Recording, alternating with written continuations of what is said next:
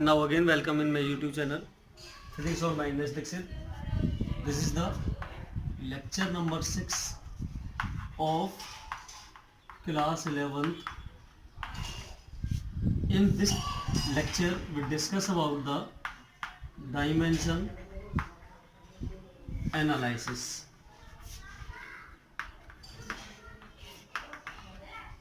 First of all we discuss about what is the dimension. Dimension होता क्या है?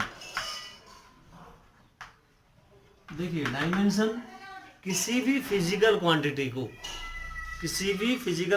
को फंडामेंटल क्वांटिटीज के पावर के रूप में राइज करना, किसी भी फंडामेंटल क्वांटिटी के पावर के रूप में राइज करना किसको? किसी फिजिकल क्वांटिटी को क्या कहलाता है? डायमेंशन कहलाता है। अब डायमेंशन फॉर्मूला और डायमेंशन इक्वेशन एक ही मीनिंग है इनका भी।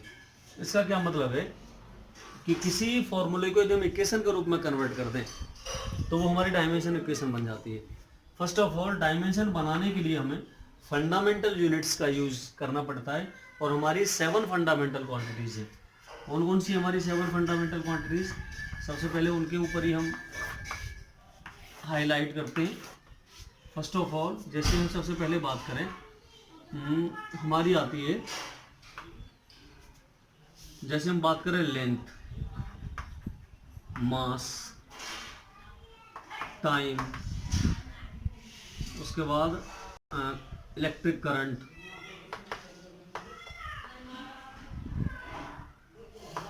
उसके बाद हम बात करें टेम्परेचर, उसके बाद हम बात करें अमाउंट ऑफ सब्सटेंस या इंटेंसिटी ऑफ लाइट,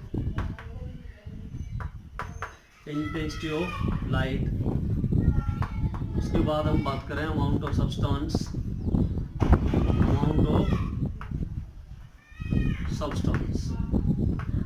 देखिए ये हमारी फिजिकल क्वांटिटी है, ये फंडामेंटल कह सकते हैं। फंडामेंटल क्वांटिटी है, फिजिकल क्वांटिटी। रिप्रेजेंट किससे? ये इसका सिंबल है, किससे रिप्रेजेंट किए जाएंगे? लेंथ को L से, मास को M से, टाइम को T से, इलेक्ट्रिक करंट को E से, टेम्परेचर को केल्विन से K से, इंटेंसिटी को कैंडला से CAD और अमाउंट ऑफ सब्सटेंस को मोल से MOL। तो ये हमारी रिप्रेजेंटेशन होगी फिजिकल क्वांटिटीज की। यदि आपको ये रिप्रेजेंटेशन ध्यान है, 7 जितनी भी फिजिकल क्वांटिटी हैं उनको हम 7 इन फंडामेंटल क्वांटिटियों में सबसे पहले ब्रेक करते हैं। ब्रेक करने के बाद ही हम किसी भी क्वांटिटीज का क्या निकाल सकते हैं? डायमेंशन फॉर्मूला निकाल सकते हैं। तो चलिए इनके बेसिस पर, इनको मैं टेस्ट नहीं कर रहा, इनको एज इट इज लिख रहा हूँ यहाँ पे। उसके बाद आप देखिएगा हम किसी भी फिजिकल क्वांटिटी का क्या बना सकते हैं? डायमेंशन बना सकते हैं इनके हेल्प से। अब चलिए देखिए, यदि हम बात करते हैं, लेट अस सपोज सबसे पहले हम एरिया की बात करते हैं, इसकी बात करते हैं। एरिया क्या होगा हमारा बेटा? Length into breadth. अब ब्रेथ भी क्या होती है? लंबाई तो रहती है एक तरह से, कोई छोटी होती है वो, इसलिए उसको ब्रेथ कह देते हैं हम। तो इसका मतलब क्या है? लेंथ इनटू ब्रेथ ही, लेंथ इनटू लेंथ ही कह सकते हैं। तो लेंथ का डायमेंशन L गुना में लेंथ का भी L, तो इसका डायमेंशन हो जाएगा L² या L की पावर 2। ये डायमेंशन हो गया एरिया का। इसी तरह से यदि हम वॉल्यूम की बात करें, इसकी बात करें बेटा वॉल्यूम की, तो वॉल्यूम क्या रहता है हमारा? Length into breadth into height. अब देखिए लेंथ के लिए भी L ही आएगा, ब्रेथ के लिए भी L ही आएगा और हाइट के लिए भी L आएगा। तो L³ हो जाएगा इसका डायमेंशन, क्योंकि सारी क्या है? लेंथ ही है। इसके बाद यदि हम बात करें थर्ड पर डेंसिटी की बात करें, किसकी बात करें बेटा हम? डेंसिटी की। तो डेंसिटी क्या रहता है हमारा? डेंसिटी रहता है हमारा मास अपॉन वॉल्यूम। अब देखना बड़े आसान है निकालना। मास का तो आपको पता है, मैंने M से रिप्रेजेंट किया जाता है, M से। और वॉल्यूम का भी निकाला हमने L³ से। तो ऊपर ले जाएंगे, M की तो पावर 1 है, L³ ऊपर जाएगा तो -3 हो जाएगी इसकी पावर। तो M L की -3, ये हमारा किसका आ गया? डेंसिटी का आ गया। यदि हम इसके बाद फोर्थ पर यदि हम किसकी बात करें? वेलोसिटी की बात करें, स्पीड की बात करें, स्पीड या वेलोसिटी, एक ही होता है दोनों का डायमेंशन। तो स्पीड या वेलोसिटी का फॉर्मूला क्या हमारा? डिस्टेंस या डिस्प्लेसमेंट, कोई भी ले सकते हैं आप, अपॉन टाइम। अब या तो आप डिस्प्लेसमेंट कह लो या डिस्टेंस कह लो, दोनों ही क्या रहती है? लेंथ ही तो रहती है। तो लेंथ का डायमेंशन L और टाइम का टी ऊपर ले जाएंगे से एल टी की पावर यहाँ पर 1 है, ऊपर इसकी 1 है, टी को ऊपर लेके जाएंगे -1 हो जाएगी इसकी पावर। तो ये हमारा किसका हो गया, स्पीड का या वेलोसिटी का डायमेंशन। इसके बाद यदि मैं फिफ्थ पर मैं बात करता हूँ एक्सेलेरेशन की बात करते हैं, किसकी बात करते हैं, एक्सेलेरेशन। ये एक्सेलेरेशन ड्यू टू ग्रेविटी, एक ही डायमेंशन रहता है दोनों का।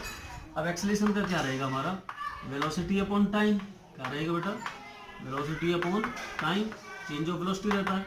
वेलोसिटी का डायमेंशन अभी निकाला आपने, एल टी -1 अपॉन टाइम पे कितना रहता है टी, टी के नीचे 1 है, ऊपर ले जाएंगे -1, एक -1 पहले ही है ऊपर इसकी, तो इसकी हो जाएगी बेटा एल टी -2।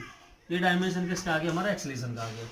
अब ये मैंने अभी आपको 5 डायमेंशन बताए, इसी तरह से 5 डायमेंशन और बताता हूँ आपको, वहाँ से क्लियर हो जाएंगे सारी चीज़। वो सारे जो भी डायमेंशन बनने हैं वो सब इनसे बनने हैं, 7 फंडामेंटल क्वांटिटी से, और कुछ नहीं होना इसमें। देखिए नेक्स्ट बार हम थोड़ा सा इनसे आगे बढ़ के लेंगे।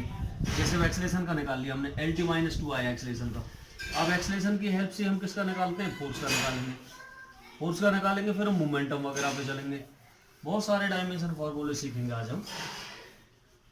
देखिए 6 पर आ जाएंगे हम, फोर्स। फोर्स का क्या रहेगा, फोर्स रहता है हमारा mass into acceleration, mass into acceleration. अब देखिए मास क्या रहेगा, m रहता है मास का। एक्सेलेरेशन का अभी जस्ट निकाला हमने एल टी -2, तो इसका डायमेंशन हो गया m1 l1 t -2। एक चीज़ और बता दूं बेटा आपको मैं कि यहाँ पर मास है, मास का कुछ नहीं है, जिसकी पावर कुछ नहीं हो उसकी पावर 1 रहती है। एल की पावर कुछ नहीं है, 1 रहे, टी की पावर -2 है, -2। ये सारी हम जो एक साथ लिख देते हैं कम्बिनेशन में, वो डायमेंशन बनता है इसका। नेक्स्ट पर हम 7th पर बात करते हैं। जैसे मैं बात कर दूं लीनियर मोमेंटम, किसकी बात कर दूं, लीनियर मोमेंटम। लीनियर मोमेंटम को हम पी से रिप्रेजेंट करते हैं, और ये रहता है P = mv, मास गुना वेलोसिटी। तो यहाँ से देखिए मास इंटू वेलोसिटी। अब मास का डायमेंशन है, वेलोसिटी का भी निकाला हमने एल टी -1, तो उसका डायमेंशन हो गया m1 l1 t -1। ये इसका डायमेंशन हो गया। जैसे हमने लीनियर मोमेंटम का निकाला है, इसी तरह से बिल्कुल हम एंगुलर मोमेंटम का भी निकाल सकते हैं। किसका, एंगुलर मोमेंटम। और जो हमारा एंगुलर मोमेंटम होता है उसे हम एल से रिप्रेजेंट करते हैं। ये क्या होता है, P × R, या इसे हम P को भी ओपन करें, P का क्या है हमारा, अभी लीनियर मोमेंटम का बताया mv, यदि मैं P की वैल्यू रखूँ यहाँ mv और P से कितना r, mvr। अब यहाँ से इसका डायमेंशन रख दें, मास का कितना m, वेलोसिटी का कितना एल टी -1, और डिस्टेंस r का मतलब डिस्टेंस, सर्कल की रेडियस रहती है l हो जाएगी l की 1, तो यहाँ से m1, एक l की 1 ये है और एक ये l की 2 हो जाएगी बेटा, और t की -1। ये डायमेंशन हमारा किसका आ गया, एंगुलर मोमेंटम का आ गया डायमेंशन। ये जैसे हमने एंगुलर मोमेंटम का निकाला है, इसी तरह से मोमेंट ऑफ फोर्स का निकाल देंगे, टॉर्क का निकाल देंगे, बहुत सारे निकालेंगे अभी डायमेंशन। तो आप इनको ज़्यादा से ज़्यादा समझिएगा, ऐसी चीज़ है ही नहीं जो समझ में नहीं आए। आप इनको एक एक दो दो दफ़े करेंगे तो 100% आपको ये समझ में आएगी सारी चीज़ें। Now the 8th dimension is, 8 तो शायद मैंने बता दिया, 9th पर आ जाएगी। 9 डायमेंशन ले लेते हैं टॉर्क का। इसका लेते हैं बेटे टॉर्क। टॉर्क का फार्मूला हमारा either force into perpendicular distance. देखिए या तो आपको फॉर्मूला पता हो या यूनिट पता हो। यदि आपको यूनिट पता हो तो यूनिट से भी निकाल देंगे, वो बता दूंगा आपको। फोर्स का डायमेंशन हमारा m1 l2 t -2, m1 l1 t -2, l1 होती है फोर्स की, ठीक है। डिस्टेंस की कितनी हमारी l, तो बेटा m1 l ये और एक l ये, तो l2 और t -2। ये हमारा किसका डायमेंशन आ गया, ये हमारा टॉर्क का आ गया। अब हम बात करते हैं आगे वर्क का डायमेंशन। किसका, 10वां जो डायमेंशन है। वर्क का फार्मूला हमारा फोर्स इनटू डिस्प्लेसमेंट। अब वही चीज़ आएगी, बिल्कुल वर्क का टॉर्क के को लिया जाएगा m1 l2 t -2, क्योंकि वर्क का डायमेंशन होता है फोर्स इनटू डिस्प्लेसमेंट। अब डिस्प्लेसमेंट कह लो या डिस्टेंस कह लो, डायमेंशन तो सेम एल ही रहना है। और जो वर्क का डायमेंशन है वही हमारा किसका होगा, एनर्जी का डायमेंशन। एनर्जी का भी हमारे ये डायमेंशन है m1 l2 t -2। अच्छा अब हम इसके बाद बात करते हैं 10th के बाद 11th। जैसे हमारा मान के चलो सरफेस टेंशन की बात करते हैं। इसकी बात करें सरफेस टेंशन, तो सरफेस टेंशन का हमारा डायमेंशन होता है फोर्स अपॉन लेंथ या डिस्टेंस। तो फोर्स का m1 L1 T minus 2 upon length का L को ऊपर लेके जाएंगे माइनस एल से प्लस एल कैंसिल हो जाएगा, ये यही m1 और T माइनस 2, ये हमारा किसका हो जाएगा सरफेस टेंशन का। अच्छा, इसके हेल्प से हम और भी बहुत सारे जैसे मैं प्रेशर का निकालूं, ट्वेल्थ पर हम बात करते हैं प्रेशर का हमारा फोर्स अपॉन एरिया क्या होता है बेटा, फोर्स अपॉन एरिया। फोर्स का m1 L1 T minus 2 upon area का L स्क्वायर ऊपर ले जाएंगे, m1 L की -1 बचेगी, अब T की -2 बचेगी, तो ये हमारा किसका आ गया प्रेशर का हो गया। और भी बहुत सारे डायमेंशन हम इसके हेल्प से कर सकते हैं। यदि आप यूनिट से डायमेंशन निकालना चाहते हैं तो वो भी बहुत आसान है। अब एक यूनिट से आपको डायमेंशन निकाल के दिखा देता हूँ, केवल एक का, किसी का भी ले लो आप, जिसका आप मन करें। यदि हमको उसकी SI यूनिट वगैरह पता है तो हम उससे उसका डायमेंशन निकाल सकते हैं। देखिए इसकी, यदि मैं इससे क्या लेके चलता हूँ, देखिए फोर्स का ही लेके चलूँ, फोर्स F इक्वल टू क्या रहता है m में, ये तो फॉर्मूला है, दिस द फॉर्मूला।